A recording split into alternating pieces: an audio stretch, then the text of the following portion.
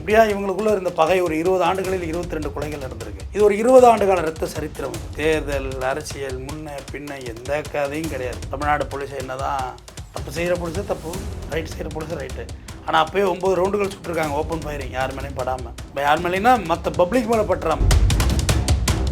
உங்களுக்கு மட்டும்தான் உங்களோட டெத்து டேட்டு தெரியாது, உங்களை கொள்றவங்களுக்கு உங்களுக்கு டெத்து டேட்டு தெரியும். இந்த அப்புறம்டா இப்படி வாடா வண்டி ஏறா இறக்கடா அப்படின்னு அடித்தா என்ன செய்வீங்க? போலீஸ் மேலே இருக்க பயத்தினால தான் இதெல்லாம் அட்டாக் கம்மியாக இருக்குது. ஜென்ரலாக ரவுடிசியமே இன்றைக்கி பண்ணணுன்னா பண்ணுறது தான். அது யார் என்ன எந்த இடத்துல இருந்தான்னு, குடும்பத்தோடு இருக்கானே குழந்தையோடு இருக்கானே, இந்த கதையெல்லாம் கிடையாது. பண்ணணும், பண்ணிட வேண்டியதுதான். டோலை நிற்கவே இல்லை. இந்த டோல்கேட் அடித்து தூக்கிட்டு போயிட்டே இருக்காங்க. எஸ்கார்டுகிட்டே தப்பிச்சு போகிறதுங்கிறது அவ்வளோ ஈஸியான விஷயமே கிடையாது. எஸ்கார்டு ஓப்பன் ஃபயரிங் பண்ணுவாங்க. நீ அக்யூஸை கொண்டுட்டீங்கன்னா எல்லாருக்கும் வேலை போயிடும். அன்ஆத்தரைஸ்டு அன்அஃபீஷியல் கென்னு வச்சுருக்க உனக்கே இவ்வளோ இருந்தால், லைசன்ஸர் அஃபிஷியல் ஆஃபீஸர் என் கையில் இருக்க கென்னு எவ்வளோ தூரம் சொல்லுவோம்? நீ சுட்டா கேஸ், நான் சுட்டா விசாரணை கமிஷன். சார் வணக்கம் சார். வணக்கம் சார். இப்போ கொஞ்சம் காலமாக முக்கியமாக வெள்ளைக்காளி அவரை பற்றி ஒரு பேர் ரொம்ப அடிபட்டுகிட்டே இருக்குது. இப்போ கூட சமீபத்து 24ஆம் தேதி அவருக்கு கொலை முயற்சி நடந்திருக்கு அப்படின்னு சொல்லி ரொம்ப பரபரப்பாக இருந்துச்சு. எலெக்ஷன் டைமில் இப்படி ஒரு சம்பவம் நடந்திருக்கே அப்படின்னு அரசெல்லாம் கேள்வி கேட்க ஆரம்பிச்சிட்டாங்க.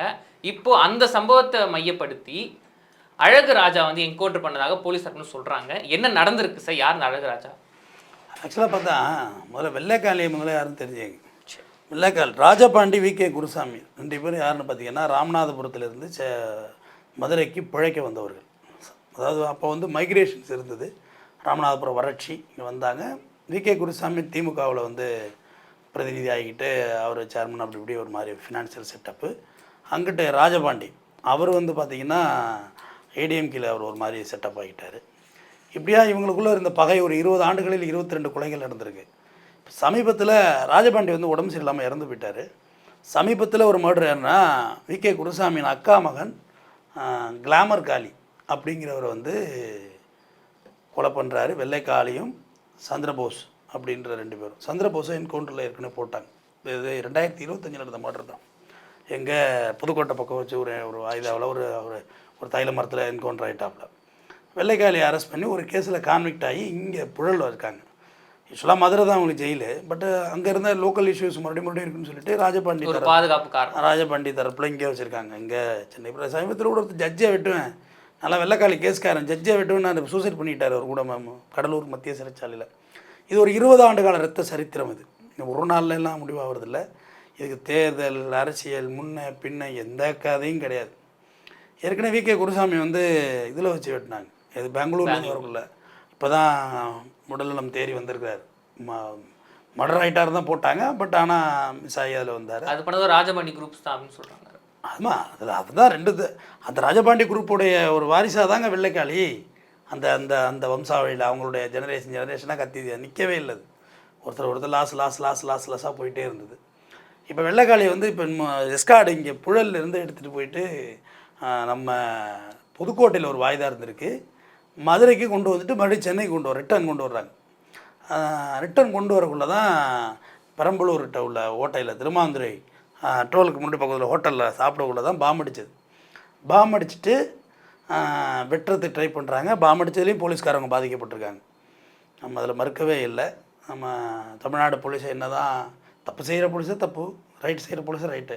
ஆனால் அப்போயே 9 ரவுண்டுகள் சுட்டிருக்காங்க ஓப்பன் ஃபயரிங், யார் மேலேயும் படாமல். இப்போ யார் மேலேனா மற்ற பப்ளிக் மேலே பட்டுறாமல் இவங்க காரில் எஸ்கேப் ஆகி போகிறாங்க. ஆனால் சார் விசாரணைக்கு கொண்டு போனது எப்படி அந்த குரூப்புக்கு தெரிஞ்சது? அதுதான் 22 வருஷமாக நடந்துக்கிட்டு இருக்க பகை எப்படி தெரியாமல் இருக்கும்? இத்தனாம் தேதி வாய்தா இங்கே வர்றீங்க போகிறீங்கன்னா நீங்களும் நானாவா தம்பி வெளியே தெரியாமல் போயிட்டு வர்றதுக்கு? அதெல்லாம் உங்களை போடுறதுக்கு உங்களுக்கு மட்டும்தான் உங்களோட டெத்து டேட்டு தெரியாது, உங்களை கொள்றவங்களுக்கு உங்களுக்கு டெத்து டேட்டு தெரியும். உங்களுக்கு தெரியாது உங்கள் டெத்து டேட்டு. ஆஸ் யூஷுவல் காலையில் எழுந்து வாக்கிங் போவீங்க, ஃபோன்லாம் பேசி பகல் வேலைகள்லாம் நீங்கள் ஷெடியூல் வச்சுருப்பீங்க. ஆனால் உங்களுக்கு தெரியாது. பட் உங்களை கொலை பண்ண வரவங்களுக்கு டெத் ரேட் தெரியும். இந்த அப்புறம்டா இப்படி வாடா வண்டி ஏறா இறக்கடா அப்படின்னு அடித்தா என்ன செய்வீங்க? அதை நீங்கள் ஏற்கனவே ஒரு இன்டர்வியூ லிங்க் பெருசாக இருக்கும் இவங்களுக்கு. ஆமாம், அதெல்லாம் இன்றைக்கெல்லாம் என்னங்க டெக்னாலஜி வளர்ந்து போச்சுங்க. எஸ்கார்டு கிளம்புனதுலேருந்து வர்ற வரையும் வாட்ச் பண்ணிட்டு தான் இருக்காங்க.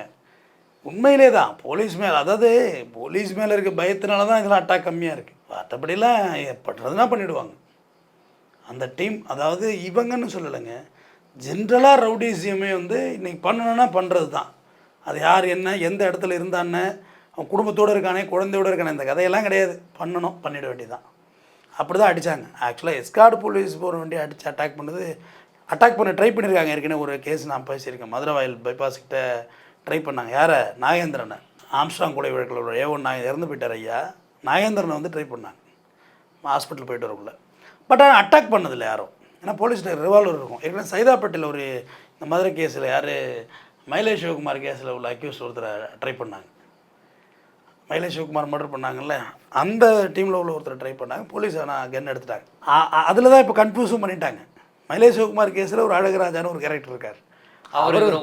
அவர் தோட்டம் சேகரோட பையன். தோட்டம் சேகர் அவங்க அப்பாவை கொண்டதுக்காண்டி மயிலை சிவகுமார் இவர் கொள்கிறாரு. இவர் தான் சொல்லி கன்ஃபியூஸ் பண்ணிட்டாங்க. மாணிக்கம் சொன்னாங்க, இல்லைங்க இது வேறு, இவர் கொட்டுராஜா வேறு, கொட்டுராஜா என்கின்ற அழகராஜா, இவருக்கு வெறும் அழகராஜா தான். யார்? இங்கே மெட்ராஸில் உள்ளவர். சரின்னு சிசிடிவியை பார்க்குறாங்க. அந்த டோலை வந்து நிற்கவே இல்லை. இந்த டோல்கேட் அடித்து தூக்கிட்டு போயிட்டே இருக்காங்க. அந்த வண்டியை சேசிங்கெல்லாம் பண்ணி நிற்கலாம் முடியுமா? அவங்க போயிட்டே இருக்கிறது தான். யார் தட்டினானா யார் போனானா அதெல்லாம் சொல்ல போனால் காவல்துறை நண்பர்கள் கொஞ்சம் ஒதுங்கி நின்றது நல்லது. அந்த நேரத்தில் அவங்கள போய் மறைக்கிறேன் கொள்கிறோம்னு சொல்லி ஏடா உடம்பா அவங்களும் போலீஸ்காரங்களும் மனிதன் தானேங்க. அவங்களுக்கு பொண்டாட்டி பிள்ளைலாம் இருக்குல்ல. எனக்கு இந்த ஹோட்டலில் பாம்பு அடித்ததில் எனக்கு உடன்பாடு இல்லை. ஏன்னா நீங்கள் கூட உங்கள் பொண்டாட்டி பிள்ளையோட உட்காந்து சாப்பிட்டுருப்பீங்க. ஒரு காலேஜ் பையன் சாப்பிட்டுட்டு இருப்பான், ஒரு ஸ்கூல் பையன் சாப்பிட்டுட்டு இருப்பான். ஹோட்டல் பொது தானே, ஹோட்டல் எம்ப்ளாயி இருப்பாங்க. யாரோ வழிபோக்கன் காரணம் எடுத்துகிட்டு குடும்பத்தோடு சாப்பிடுவோம். நம்ம மேலேயே அடிபட்டு பாம்பு அடித்தா என்ன ஆகுது? அது ஒரு அறமற்ற செயல். முதல்ல எஸ்கார்டு வண்டி அட்டாக் பண்ண, எஸ்கார்டில் போனவங்களை அட்டாக் பண்ணணும் தப்பு. ஏன்னா லீடிங் செயின்லாம் போட்டிருப்பாங்க. ஓடவும் முடியாது, அக்யூஸ்டால் ஓடவும் முடியாது. அதில் உள்ள சிசிடிவி ஃபுட்டேஜ் மாண்டேஜ் எல்லாம் பார்க்குறாங்க. ஒரு ஐஜி வந்து தனிப்படம் அமைச்சிருந்தார். அதில் ஒரு தனிப்படம் பார்த்திங்கன்னா இன்ஸ்பெக்டர் நந்தகுமார் அவர் தலைமையில் ஒரு தனிப்படை, எஸ்ஐ சங்கர் இவங்கெல்லாம் அதில் இருக்காங்க ஸ்பெஷல் டீமில். பார்க்கல ஃபுட்டேஜை பார்க்கக்குள்ள கொட்ராஜா என்கின்ற அழகுராஜா அவருடைய புகைப்படம் அதில் இருக்குது. சரின்னு பிடிக்க போனப்போ தான் இந்த சம்பவம் நடந்தது. பெரம்பலூர் பகுதியிலே நடந்திருக்கு. நீங்கள் வழக்கம் போல் ஆஸ் யூஷுவல் இதில் எவ்வளோ உண்மை எத்தனை பர்சன்டேஜ் பொய் இருக்குன்னு எல்லாருக்கும் தெரிஞ்ச விஷயந்தான். ஆனால் எங்கே சொல்லுங்கள், போலீஸ் நாங்கள் வந்து அரெஸ்ட் பண்ண தான் போனோம். ஆனால் அவங்க எங்களை தாக்கப்படாங்க, வெட்ட பார்த்தாங்க, குண்டு வீசினாங்க, அதுக்காக தற்காப்பாக பண்ணணும்னு சொல்கிறாங்க சார். பாம்பு இப்போ கண்ட்ரி மேடு பாம்பு 2 எடுத்துருக்குறாங்க, கத்தி எடுத்துருக்குறாங்க. அந்த எஸ்ஐ சங்கருக்கு வந்து இடது கையில் வெட்டு விழுந்திருக்கு. As usual encounter, that's it. அதுக்கு மேலே அதில் என்ன இருக்குது? நான் அதை முந்தா நாளே எதிர்பார்த்தேன். அட்டாக் பண்ண பொசிஷன்லேயே எஸ்கார்டுகிட்டே தப்பிச்சு போகிறதுங்கிறது அவ்வளோ ஈஸியான விஷயமே கிடையாது. எஸ்கார்டு ஓப்பன் ஃபயரிங் பண்ணுவாங்க. அதுக்கு தான் வச்சுருக்காங்க. நீ அக்யூஸை கொண்டுட்டீங்கன்னா எல்லாருக்கும் வேலை போயிடும். அத்தனை பேருக்கு வேலை சட்டை கட்டி நிற்க வேண்டியது தான். ஆக்சுவலாக இந்த எஸ்கார்டு அட்டாக் வந்து சிறைப்படம் வந்த பிறகு தான் இருக்கும்னு நான் ஒரு வீடியோவில் ஏற்கனவே பேசியிருக்கேன். அதை பற்றி நான் ஒரு வீடியோவில் பேசினேன். இந்த மாதிரிலாம் படம் எடுக்காதீங்க. அது ஒரு மோட்டிவேட்டை கொடுக்கும். எஸ்கார்டு போக்குள்ள அட்டாக் பண்ணலாமா? எஸ்கார்டு போக்குள்ள போய் அட்டாக் பண்ணுவீங்க, கென்னு இருக்கும். அதுலேயே தப்பு. ஒரு எஸ்ஐ ரேஞ்சில் இவங்களாம் வந்து சாதாரணமாக எஸ்கார்டு பஸ்ஸில் அழைச்சிட்டு போகிறாங்களா, நைட்லேலாம் அழைச்சிட்டு போகிற மாதிரி காமிச்சாங்க. அது ரொம்ப ரேர் தான் நைட்டில் கூட்டிகிட்டு போகிறதில்ல. மேக்ஸிமம் சப்ஜெக்டில் வச்சுருவாங்க. நைட் ட்ராவல் பண்ண மாட்டாங்க.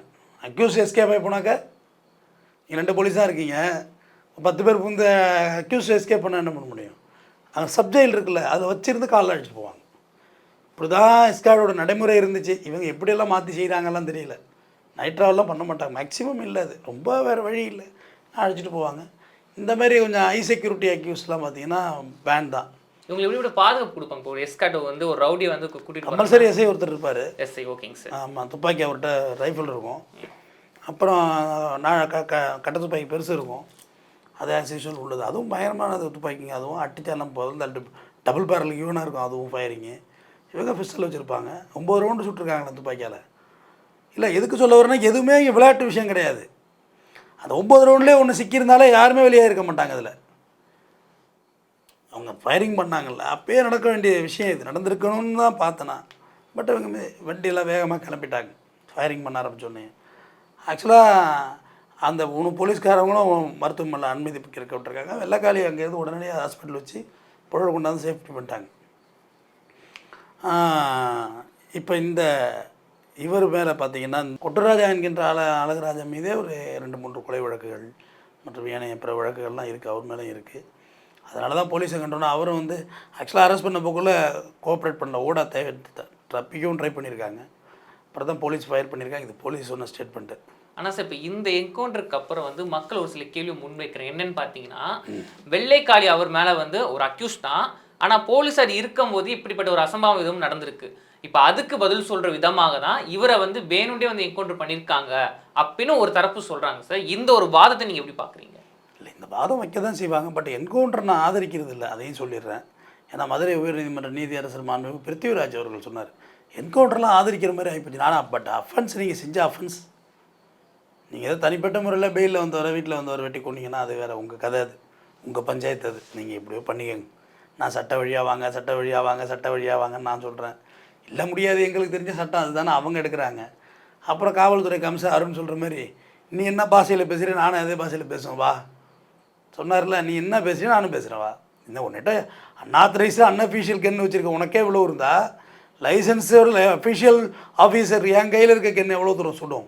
நீ சுட்டா கேஸு, நான் சுட்டா விசாரணை கமிஷன். அந்த கமிஷனை ஃபேஸ் பண்ண போலீஸுக்கு தெரியாதா என்ன?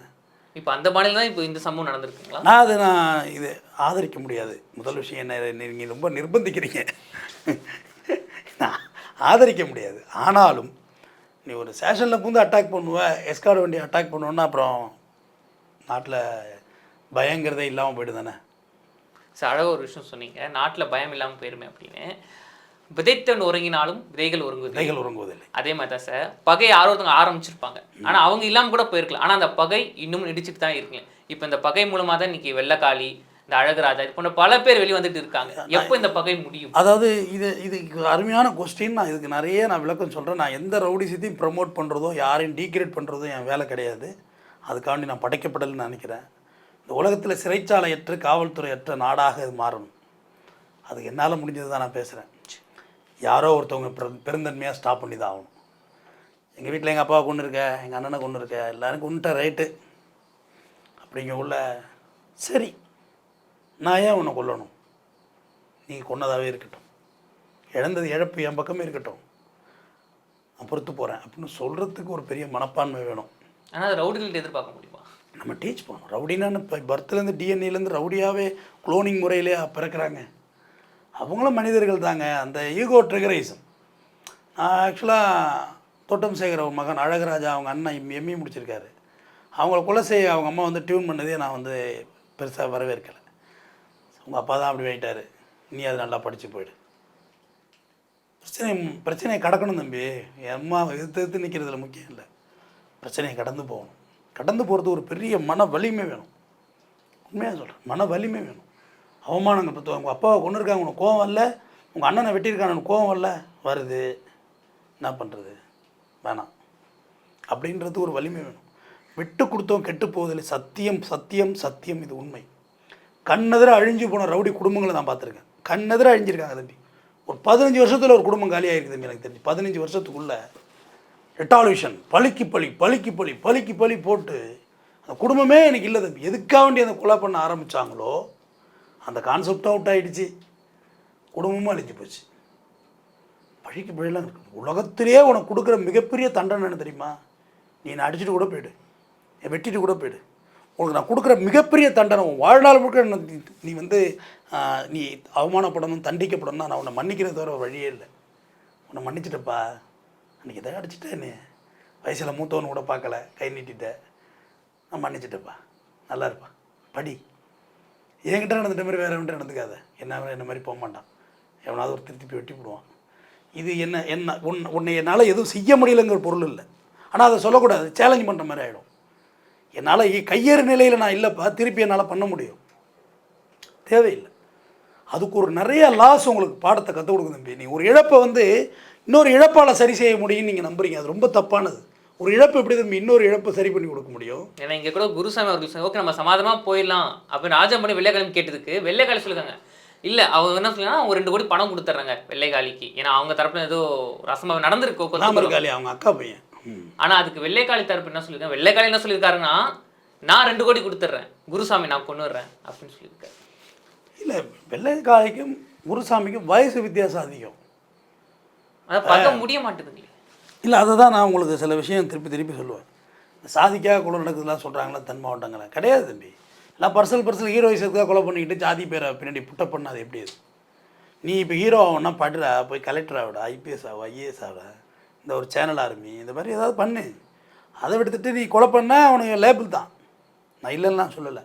ஆனால் எத்தனை நாளைக்கு? 10 வயதுக்கு லேபிள், 11 வயதா அவனுக்கு வாய்தா வர ஆரம்பிச்சு ஒன்று தான் வெட்டிடுறான் அவன். அது எந்த சாதியாக இருந்தாலும் எனக்கு அதை பற்றி கவலை கிடையாது.